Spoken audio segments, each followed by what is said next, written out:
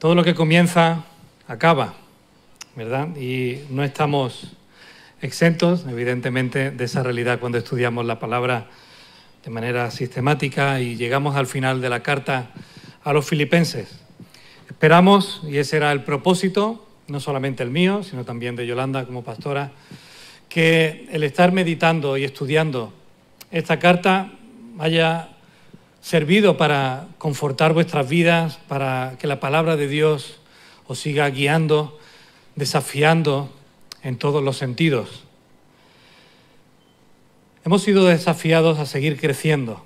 Ese es el sentir profundo que Pablo siente por los hermanos en Filipos, y ese es el sentir profundo que nosotros también sentimos para nosotros mismos y para todos y cada uno de vosotros.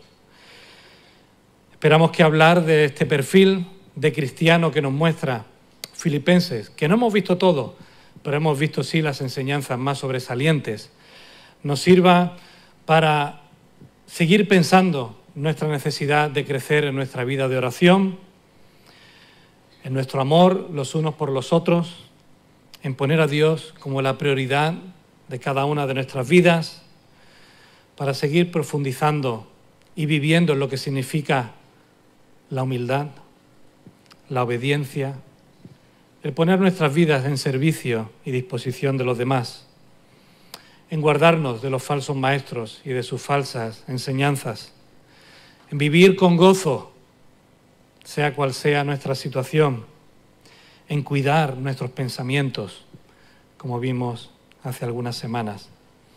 Y hoy, al final de la carta, nos toca hablar de algo que es totalmente antiactual.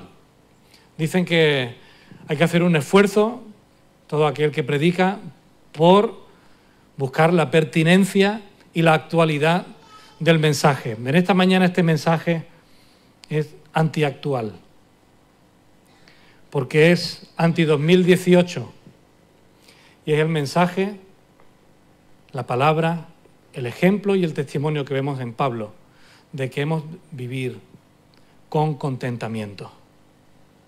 Y me gustaría que pudiéramos ver hoy, a la luz de lo que Pablo habla y a la luz de otras enseñanzas, lo que significa tener vidas contentadas, que podamos vivir contentos con las situaciones que pasamos, que podamos buscar que el Señor contente nuestras vidas y cómo eso tiene cabida no solamente en la carta, sino también en nuestro día a día. Por eso, una vez más, me gustaría que pudiéramos orar y poner este tiempo en manos del Señor, que pudiéramos preparar nuestros 5 sentidos para estar atentos a su palabra, para que podamos meditar en nuestro día a día y que si hay algo que el Señor quiera cambiar en nosotros, pues le pidamos también la fuerza, la sabiduría para saber hacerlo, porque no es fácil de lo que vamos a hablar en esta mañana. Oremos. Padre, siempre es motivo de alegría el ir a tu palabra, el poder abrirla, el poder leerla en nuestra propia lengua, el poder entenderla, Señor, y el poder aplicarla a nuestras vidas. Padre, muchas gracias por todo lo que tú nos has permitido tener a nuestra disposición. Señor, muchas gracias por los hombres y mujeres que antes que nosotros experimentaron una vida juntamente contigo. Señor, gracias por aquellos que han dejado por escrito tu revelación. Señor, gracias porque a lo largo de la historia tú has cuidado tu palabra y has podido llegar hasta cada uno de nosotros. Señor, que no tengamos en poco todo eso y que ahora que una vez más nos disponemos a meditar y reflexionar en ella, Señor, que tú traigas a nuestras vidas un viento fresco de tu Espíritu, Señor, que pueda seguir hablándonos y transformándonos. Señor, prepara nuestros sentimientos también, incluso porque a veces hablamos cosas, Señor, que nos llegan a nuestro corazón y no sabemos cómo gestionarlas. Padre, que tu Santo Espíritu esté trayendo todo lo bueno hacia nosotros en este momento. Y te lo pedimos en el nombre de Jesús. Amén. Amén. ¿De cuántas cosas hemos hablado? ¿De cuántas cosas Pablo ha hablado a los filipenses en apenas 4 capítulos, no es una de las cartas más extensas. ¿Cuántas cosas tenía Pablo en mente para compartir con esta querida y amada iglesia? Han sido muchos los temas que hemos estado tratando, pero en este final de carta, Pablo hace de nuevo un repaso de algunas cosas, de algunas verdades que han estado muy presentes desde el principio. Ya decíamos hace algunas semanas que al final de una carta tú escribes lo que no quieres que se te olvide, que aquel a quien estás escribiendo se le olvide, ¿verdad? Incluso hoy ya no se estila mucho eso de escribir cartas, pero alguna que otra sí que tenemos la oportunidad de escribir, ¿verdad, Jesús? Y también cuando escribes un email o escribes algo que sea mucho más largo que un WhatsApp o un tweet, al final pones una doble intención en las últimas palabras para recoger aquello que no quieres que se olvide. Incluso algunos ponen hasta el postdata, ¿verdad? ¡Ey, que no se te olvide esto! Pablo, al final de su carta, tiene la oportunidad de recordar, como digo, algunas cosas que en el capítulo 1, y me gustaría que pudiéramos leer los versículos del 3 al 11, porque es casi un paralelo. Está tratando de una manera diferente y hablando de cosas diferentes, pero hay temas que al final de la carta están reflejados al principio. Filipenses capítulo 1, versículos del 3 al 11. Doy gracias a Dios siempre que me acuerdo de vosotros. Y Pablo, al final de la carta, agradece de nuevo a los filipenses. Siempre en todas mis oraciones rogando con gozo por todos vosotros, por vuestra comunión en el Evangelio desde el primer día hasta ahora, estando persuadido de esto. ¿Recordáis? Que el que comenzó en vosotros la buena obra, la perfeccionará hasta el día de Jesucristo. Como me es justo sentir esto de todos vosotros, por cuantos tengo en el corazón y en mis prisiones y la defensa y confirmación del Evangelio, todos vosotros sois participantes conmigo de la gracia, porque Dios me es testigo de cómo os amo a todos vosotros con el entrañable amor de Jesucristo. Y esto pido en oración, que vuestro amor abunde más y más en ciencia y en conocimiento, para que aprobéis lo mejor, a fin de que seáis sinceros e irreprensibles para el día de Cristo, llenos de frutos de justicia que son por medio de Jesucristo, para la gloria y alabanza de Dios. Si os dais cuenta, Pablo finaliza esta carta dando gracias, pero también recuerda acerca del gozo, de la participación de esta iglesia en la obra de Dios y en el progreso de la fe. No son temas recurrentes, son temas que ya hemos visto que son centrales al mensaje del Evangelio y al consejo que Pablo quiere tener para con los filipenses. Básicamente, al final de la carta, Pablo, y en este texto que hemos leído ya, está agradeciendo por la ayuda que ha recibido, una ayuda que se ha manifestado de manera práctica en esas ofrendas que esta iglesia ha levantado para sostener la vida de Pablo, que está preso en la cárcel, no una cárcel al estilo de las de hoy, pero sí recluido, limitado en su libertad. Y Epafrodito, que ya hablamos de él, ha hecho bien su trabajo y ha llevado esa ofrenda a Pablo, que la recibe con agrado y que informa a la iglesia que le envía acerca de ella. Qué importante, ¿verdad? Qué importante eso. Y Pablo lo tiene en cuenta, y no solamente aquí al hablar de economía, al hablar de esa ofrenda que ha recibido, le da cuentas a la iglesia, sino que también tenemos otros ejemplos en Hechos de los Apóstoles, cuando él, después de tener un mensaje misionero, de tener su primer viaje misionero, vuelve a la iglesia que le envía para dar noticias, para dar cuentas de cuál ha sido el fruto de su trabajo. Así que está bien que demos cuentas y que nos rindamos cuentas, ¿verdad?, del trabajo que hacemos y de la gestión que hacemos, incluso y mucho más.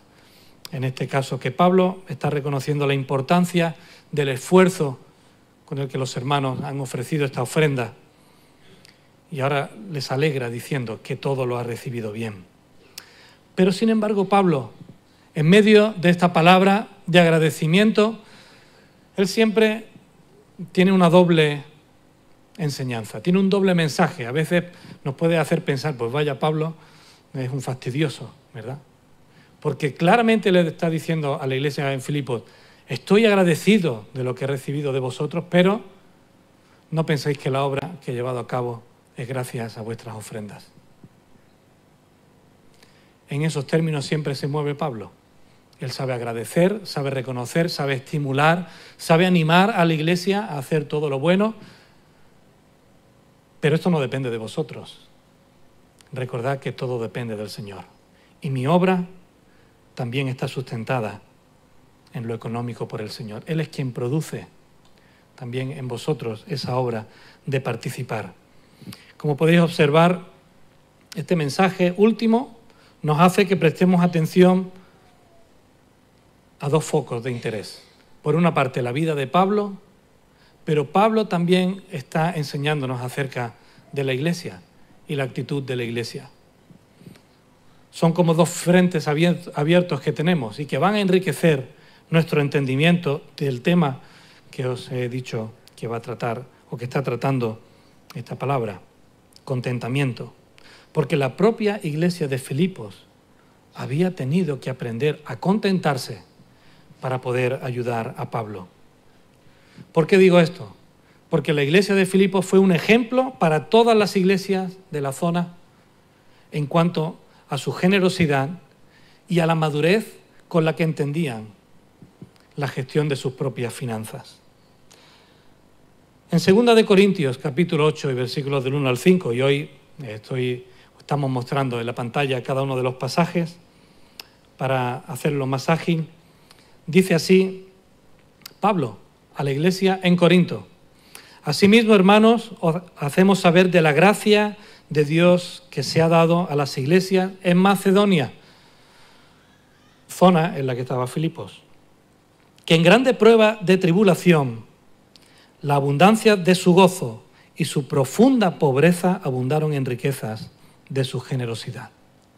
Recordad que al principio y a mitad y al final hemos hablado de que esta iglesia era una iglesia que estaba pasando necesidades, que estaba pasando persecución, que estaba sumida en sus propias pruebas.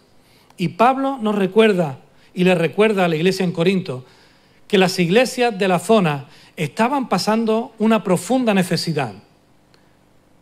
Les presenta como pobres, pero no solo les presenta como pobres, sino que les presenta como una iglesia que en medio de su pobreza y de su tribulación abundaron en riquezas de generosidad. Es decir, es posible ser pobre y ser generoso. Eso lo han experimentado muchos hermanos y hermanas que han ido en un viaje misionero a otras partes del mundo, donde la economía no es la economía que tenemos nosotros, donde el poder disfrutar con aire acondicionado, con luz, con sonido, con la comodidad de poder estar aquí, eso es un sueño inalcanzable. Donde tener una ropa para hoy y otra para esta tarde si salimos a dar un paseo, y otra para mañana, y otra para el martes, y otra para el miércoles, y poder ponernos una muda cada día durante las próximas 3 semanas y no repetir ropa, eso es un sueño inalcanzable. Se puede ser pobre y ser generoso. Y fijaos cómo continúa Pablo: pues doy testimonio de que con agrado han dado conforme a sus fuerzas y aún más allá de sus fuerzas, pidiéndonos con muchos ruegos que les concediésemos el privilegio de participar en este servicio para los santos. A veces podemos tener la tentación de decir: hermanos, los que no tengáis, por favor, no participéis de esto. Y lo que estamos haciendo es hundir en la miseria aún más a aquel que tiene poco pero con generosidad quiere compartir. Hermanos, compartir con la necesidad del otro es un gozo. Dice la palabra que es más bienaventurado dar que recibir. Y espero que hayáis podido experimentar eso. Porque es una bendición poder dar. Y qué mal se pasa cuando tú eres el beneficiario de lo que los demás quieren dar. Qué mal se pasa cuando estás en una situación en la que no sabes de dónde te va a venir la ayuda y es a base de lo que los demás dan que tu propio sustento depende. Qué complicado es cuando un joven no tiene para salir con el resto del grupo a comer por ahí y dice, es que no puedo salir. ¿Por qué? No, porque no quiero. No, porque no quiero no. Porque no puedo pagar 7 euros en McDonald's o en Burger King o en Kentucky o donde sea que vayáis. Se pasa mal, hermanos. Pero la palabra de Dios dice que es más bienaventurado dar que recibir. Y eso no está limitado al que tiene más. Podríamos hacer una prueba, que no la vamos a hacer, pero ¿pensáis que todos los que estamos aquí tenemos más que los demás? Eso es a lo que nuestro mundo nos llama, ¿verdad? A tener más que los demás.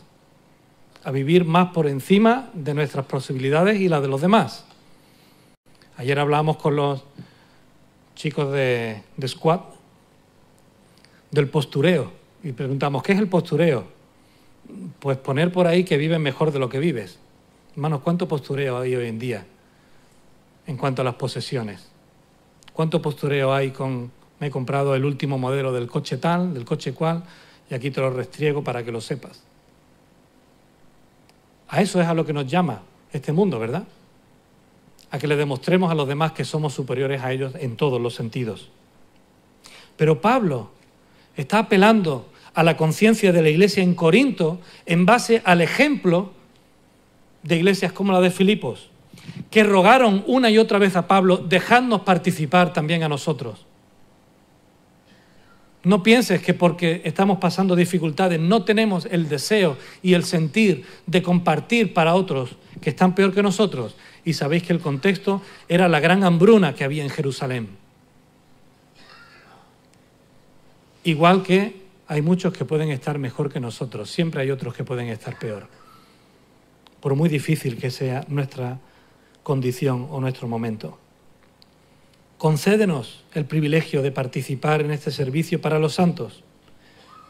Y dice Pablo, y como no lo esperábamos, sino que asimismo se dieron primeramente al Señor y luego a nosotros por la voluntad de Dios. Y de nuevo, aquí está la clave. No se trata, ni mucho menos, de lo que nosotros podamos hacer, sino que todo don perfecto y toda buena dádiva viene de Dios. Él es el que produce en nosotros tanto el querer como el hacer por su buena voluntad. Es el fruto del Espíritu en nosotros el que nos va a guiar a tener esa actitud de poder cuidar y poder dar para los demás. Por ese motivo Pablo se goza, porque el desprendimiento y la generosidad con la que han actuado es muestra de que Dios precisamente está cumpliendo con eso que hemos leído en el capítulo 1, en el versículo 6, de que Él está cumpliendo esa buena obra en ellos. Que esas ofrendas son frutos de justicia, a través de los cuales se está alabando y glorificando en primer lugar a Dios. Que sus vidas están siendo santificadas, que sus vidas están siendo moldeadas por Dios, en todos los sentidos. Y Pablo no deja cabo suelto, porque el que ellos participen de esa manera, le está diciendo, así también vosotros estáis siendo colaboradores en el servicio, en la obra y en la extensión del ministerio. Leí esta semana a Frank Thielman, profesor estudioso de la Carta a los Filipenses y del Nuevo Testamento, y fijaos lo que dice cuando llega a esta parte del pasaje. Nuestras ofrendas para la misión de la Iglesia son al menos tan importantes para nuestro propio desarrollo espiritual como para las personas o proyectos para quienes las mandamos. A veces pensamos que cuando damos para alguien, que cuando ofrendamos en la Iglesia, cuando nos unimos en una ofrenda, cuando levantamos una colaboración para todos, para ayudar a una familia, a un proyecto, al colegio de Guinea para el cual hemos recogido material escolar. A veces podemos pensar, pobrecitos, vamos a ayudarles. La palabra de Dios nos dice, hermanos, que la primera obra que Dios quiere hacer es en nosotros. Tocar nuestras vidas, tocar nuestro orgullo, tocar nuestra autosuficiencia, tocar nuestra falta de gratitud, tocar nuestra falta de generosidad y después bendecir a través de eso a los demás. Por lo tanto, es una cuestión de gratitud y una cuestión de santidad. El hecho de que en nosotros se produzca el participar de una manera práctica, económica, material en la obra. Pero no es solamente una cuestión de gratitud, no solamente es una cuestión de santidad, es una cuestión, como he dicho al principio, de contentamiento. Y es que no hay otra. Creo que cuando un hijo de Dios crece en santidad, en amor hacia los demás y en amor al Señor, se da todo, al menos eso es lo que hemos cantado, con todo nuestro ser, que todo te glorifique a ti, que tú seas el centro. Espero que lo hayamos cantado de verdad. Espero que haya brotado en nosotros como un sentir profundo al Señor, el que queremos darnos todo a Él. Pero la palabra también nos dice que eso va acompañado de darse todo a los demás y a Él. Más allá, dice, y no como esperábamos, sino que a sí mismos se dieron primeramente al Señor y luego a nosotros por voluntad de Dios. Hermanos, cuando tú amas al Señor, y aquí tienes una evaluación que hacer, cuando tú amas al Señor con todo tu corazón y el Señor te lleva a amar a los demás de todo corazón, eso lo vas a saber por cómo te está doliendo tu casa, tu bolsillo o tu coche a la hora de darle al Señor y a los demás.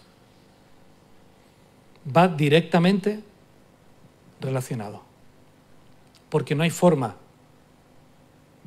de separar nuestras vidas de lo material y de lo espiritual. Recordad, si no, cómo Juan escribió en su primera carta, en el capítulo 3 y los versículos 15 al 18, todo aquel que aborrece a su hermano es homicida. Ninguno de aquí aborrecemos a nuestro hermano, ¿verdad? ¿Nos sentimos homicidas? ¿Sentimos que hemos matado a alguien? Esta mañana veíamos en el discipulado, le echábamos un ojo a la versión original del griego del Nuevo Testamento. Si fuéramos ahí, veríamos que la palabra que Juan usa por aborrecer significa también descuidar. Así que ya no es solamente aborrecerlo, tenerlo por uno cualquiera, es descuidarlo. Y a veces matamos a nuestros hermanos y nos convertimos en homicidas por cómo nos descuidamos los unos a los otros. Es fuerte decirlo, hermanos. Pero ¿quién ha dicho que la palabra de Dios tenga un PG como en las películas, verdad? PG-13, los menores de 13 no leáis esto que os va a hacer daño. No, no. Eso es para todos, hermanos. Y a veces la palabra es fuerte, es dura, pero es así porque quiere causar en nosotros el impacto de la obra que el Espíritu Santo quiere hacer en nosotros. Y sabéis que ningún homicida tiene vida eterna permanente en él. En esto hemos conocido el amor, en que Él puso su vida por nosotros. ¿Estáis convencidos de eso? ¿Habéis experimentado el amor de Dios que ha puesto su vida por cada uno de vosotros? Pues también nosotros debemos poner nuestras vidas por los hermanos. El que tiene bienes de este mundo y ve a su hermano tener necesidad y cierra contra él su corazón, ¿cómo mora el amor de Dios en él? Hijitos míos, no amemos de palabras ni de lenguas, sino de hecho y en verdad. Y Jesús también un día, observando la actitud de las personas que estaban trayendo sus ofrendas al templo, ¿recordáis el ejemplo? En Lucas capítulo 21, del 1 al 4, levantando los ojos vio a los ricos que echaban sus ofrendas en el arca de las ofrendas. Pero también vio a una viuda muy pobre que echaba allí 2 blancas, 2 monedas, aparentemente insignificantes. Y Jesús le dijo a sus discípulos: en verdad os digo que esta viuda pobre echó más que todos. Porque todos echaron para las ofrendas de Dios de lo que les sobraba. Pero ella, de su pobreza, echó todo el sustento que tenía. De la misma manera, Pablo reconoció a los filipenses que habían aprendido a contentarse, como esta viuda posiblemente. La cuestión es si nosotros lo hemos aprendido. Si el contentamiento está en la lista de cosas que quieres que el Señor obre en tu vida. Si quieres seguir creciendo y quieres seguir practicando el tener una vida de contentamiento. Pablo aprendió a vivir humildemente, es decir, con poco. Pero también aprendió a vivir en la abundancia, con mucho. Pasó momentos de hambre, de escasez, de necesidad, pero también vivió momentos en los que él mismo dice que pudo disfrutar de todo lo que tenía. ¿Dónde pensáis que estaba su secreto? ¿Por qué Pablo pudo vivir de esa manera? Pues lo dice en un texto que nunca usamos, o muy pocas veces nos acordamos que está en ese contexto de saber vivir con mucho y saber vivir con poco. Todo lo puedo en Cristo que me fortalece. Hermanos, todo lo puedo en Cristo que me fortalece no es una licencia para hacer lo que me venga en gana, sabiendo que como Cristo está conmigo, Él me va a dar la fuerza para hacer todo lo que yo quiera. Es que Cristo me fortalece cuando mi deseo es el de vivir a la altura de su vida. Cuando mi deseo es el de parecerme más a Él. Cuando mi deseo es el de ser cada vez más como Él. Cuando me arrodillo y le digo: Señor, ayúdame. Cuando me arrodillo y le digo: Padre, yo no puedo, pero yo creo que tú puedes. Es entonces que todo lo puedo en Cristo que me fortalece. No sé qué es más difícil.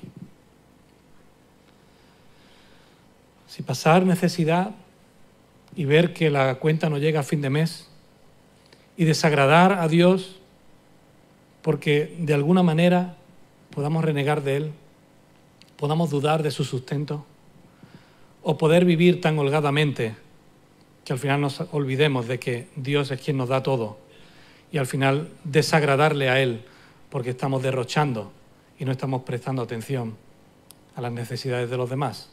Creo que todos los que estamos aquí nos movemos en alguna etapa de nuestra vida ahí.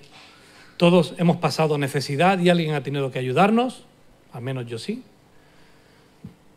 Y todos hemos tenido suficiente y hemos podido perder el norte en cuanto a la gestión de todo aquello que el Señor nos da.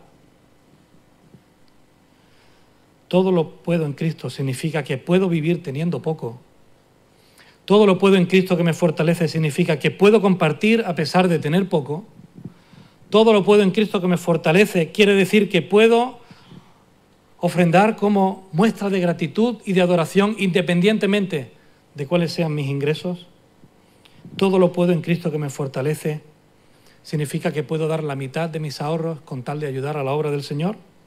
Todo lo puedo en Cristo que me fortalece significa que puedo salir menos a cuenta de que un domingo pueda comprar un ticket solidario para ayudar a otra familia. Hermanos, todo lo puedo en Cristo que me fortalece y cada uno tenemos que hacer evaluación de nuestras propias vidas.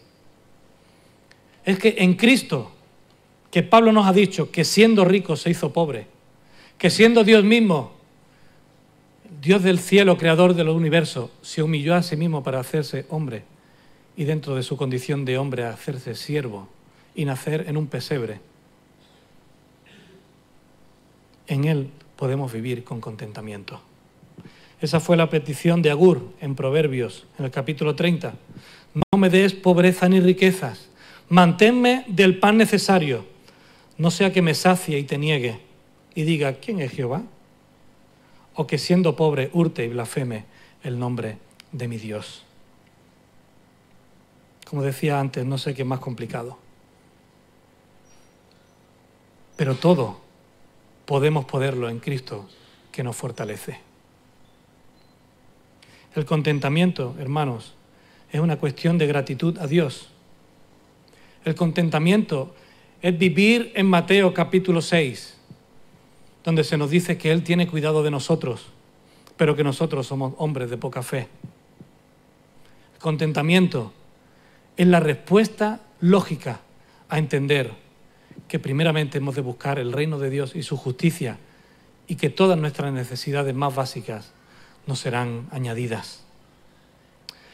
Recuerdo en el año 2012, en una clase de escuela dominical, cuando éramos seminaristas, teníamos la escuela dominical de adultos por la tarde, y al terminar la escuela dominical allí en la biblioteca, estábamos hablando, nuestro hermano Ramón Sebastián me pidió que compartiéramos una serie de enseñanzas acerca de la Iglesia.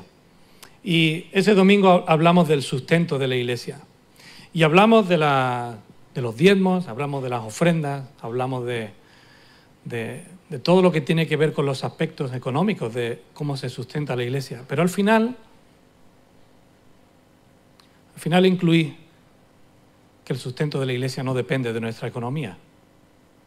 Que si alguien se cree que está sosteniendo a la Iglesia y que por sus ofrendas se sostiene y que ya el Señor, si no usa mis ofrendas, no. Es que la Iglesia la sustenta Dios. Es Él quien ha dicho que las puertas del Hades no prevalecerán contra ellas. Es Él quien ha dado su vida por la Iglesia. Él es quien ha formado la Iglesia y quien la ha sustentado a lo largo de la historia. Así que si te rebotas un día y dejas de ofrendar, no te preocupes. La Iglesia va a seguir adelante a pesar de ti. Pero al mismo tiempo, cuando salíamos, un hermano, y de verdad que no me acuerdo quién era, lo que sí me acuerdo fue lo que me dijo. Es la primera vez que escucho a un pastor hablar de dinero. Y recuerdo también mi respuesta. Digo, hermano, pues que sepa que a mí me vas a escuchar, ya me has escuchado, porque de aquello que no hablemos será por donde Satanás aprovechará para meternos más fuerte. Deja de hablar de algo en la Iglesia y ese flanco va a quedar totalmente desprovisto. Y por ahí el enemigo nos va a atacar.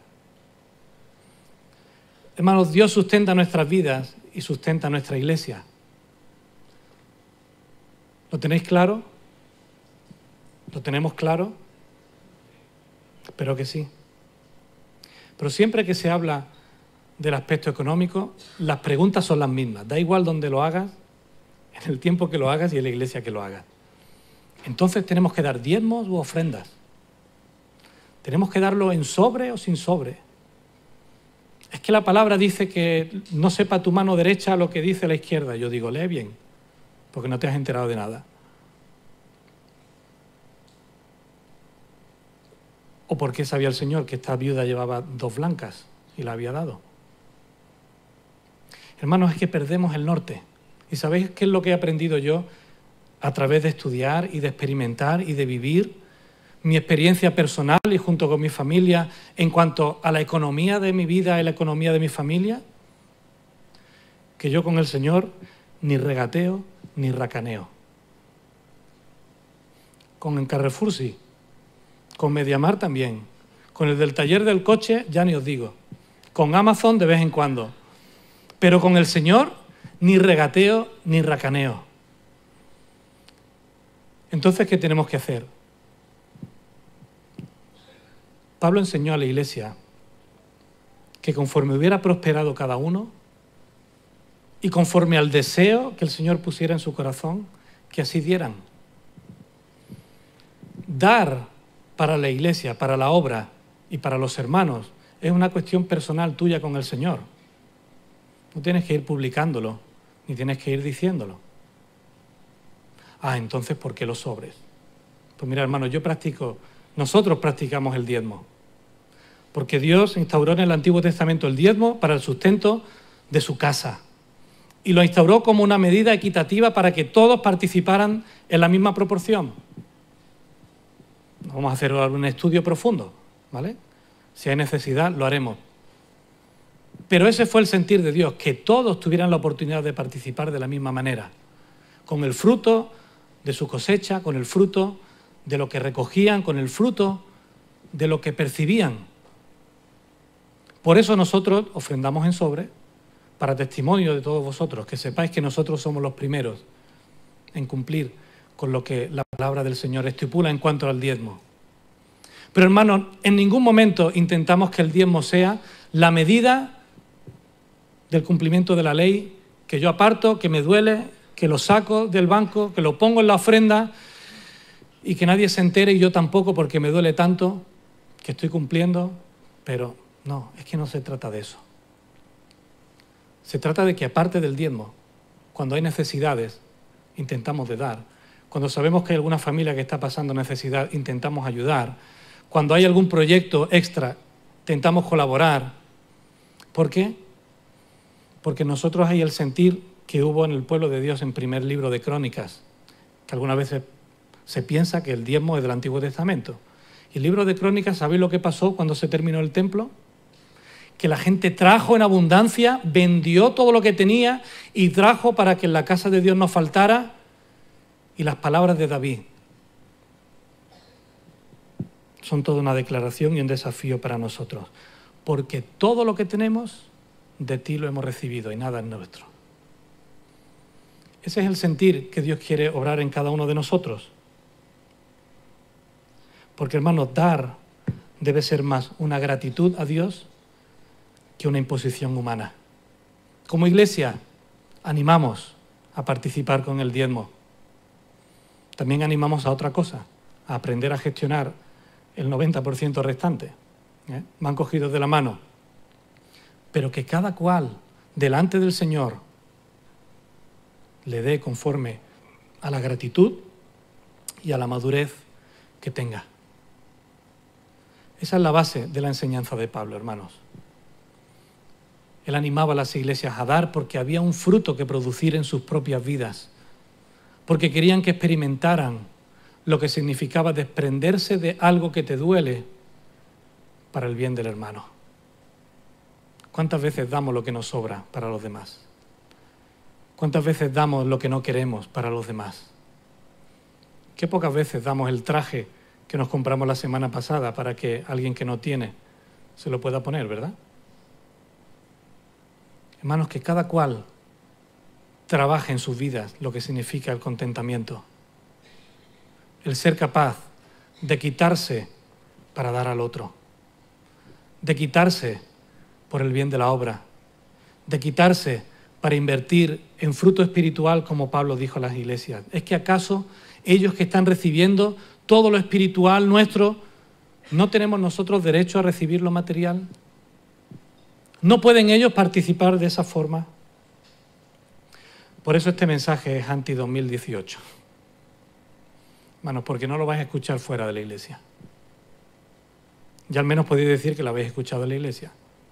Pero fuera de la iglesia, que os contentéis, que viváis con lo necesario. No tener contentamiento es lo que nos llevó a la crisis económica, a la segunda más grande de la historia posiblemente, de la cual dicen que ahora estamos saliendo y ya nos estamos metiendo otra vez, porque volvemos a tropezar 2 veces con la misma piedra. Es por el afán de inversión y de tener más y mejor que hemos llegado donde hemos llegado. Y como los bancos nos los pusieron fácil, ¿verdad? Pero ¿cuántas personas se han perdido?